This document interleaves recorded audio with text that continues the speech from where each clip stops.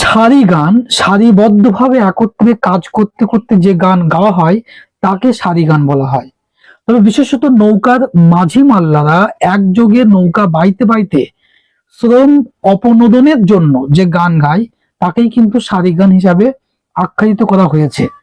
নৌকার হাল ধরা পাট মাঝি গান ধরলে অন্য মাঝিরাও টান ধরেন। গোটা বহর জুড়ে ছড়িয়ে পড়ে একই গানের সুর।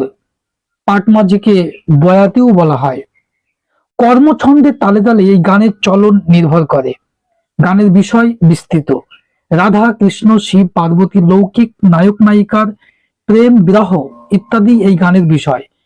রাজশাহী ও দিনাজপুর প্রভৃতি অঞ্চলে বিজয়া দশমীতে হিন্দু মুসলমান নির্বিশেষে নৌকা বাইচের প্রতিযোগিতা হতো এবং প্রতিযোগিতার উত্তেজনায় দলের মাঝি মাল্লাদের তাতানোর জন্য দামামা ঢোল কাঁসি এইগুলো এই মানে ব্যবহার করে দ্রুত ছন্দের যে বীর রসাত্মক গান গাওয়ার একটা রেওয়াজ ছিল, এখনো কিন্তু সেই চল কিন্তু রয়েছে। এটাই কিন্তু সারি গান।